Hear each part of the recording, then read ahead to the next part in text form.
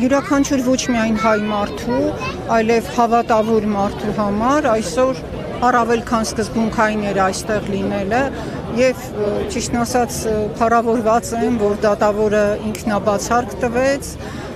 Գեցե Հակոբ Մանուկյանը, հասկանալով, որ ամենայն հայոց վեհափառին այդ դատարանի առջև կանգնեցնելը դիեզերական անհեթեթություն է եւ ոչ մի կապ չունի արդարադատության հետ։ Ցավոք, քանի որ մենք ապրում ենք շատ տարօրինակ ժամանակներում, երևի փորձություններ են, այսինքն սա այն պահն է, ով յուրաքանչյուրը իր խղճի եւ Աստծո երկնային Տիրոջ առջև պետք է կարողանա դիրքորոշում որդեգրել։ Եվ իմ եւ մնացած այսքան մենք մարդ ենք տեսնում այստեղ գալը,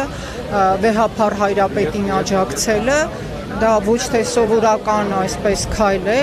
այլ մեր պետականության, մեր ազգային ինքնության պահպանման եւ ընդհանրապես մարդ ու քաղաքացի լինելու կարևորագույն պայմաններից մեկն է։ Ով այսօր այստեղ է, նշանակում է ինքը չի հաշտվում անարդարությունների հետ եւ սրբությունները հարգել գիտե։ Իսկ ով հարգել գիտե սրբությունները, ապագան նրանն է եւ հաղթանակն էլ ի վերջո իրենցն է։ Ձեր բնավորման ինչ հարված է հասցվում թե Հայաստանին, թե Սփյուռքին, թե Կարծում եմ ընդհանրապես հավատի հաստատություններին,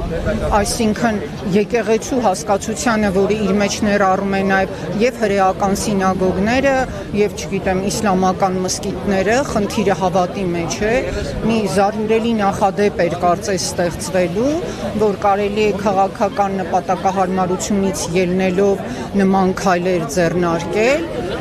եւ ես կարծում եմ, որ հաջորդ դատավորներն էլ գտնեն հույս եւ հավատ ունեմ, որ նրանք էլ ինքնաբացարկ կտան եւ կհրաժարվեն մասնակցելու այս արդարադատության հետ ոչ մի կապ չունեցող երևույթի։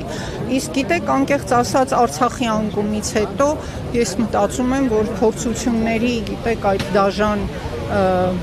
արկղը, ինչ ասեմ, հեթանոսական եզրույթով Պանդորայի արկղը բացել էր եւ սա էլ հերթական փորձությունն է։ Սրբազան հողի կորստից հետո, հայրենիքից հետո,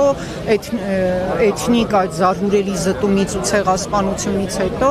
այո, թերևս հերթը հոգևոր հայրենիքի։ Ի վերջո հիմա սա ոչ թե վեհափառ հայրապետի անձի խնդիրն է,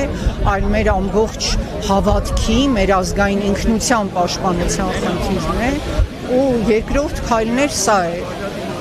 Ես կարծում եմ, Աստված ստուգում է ամրությունը ոգու, եթե ամուր ես, ուրեմն հաղթահարում ես։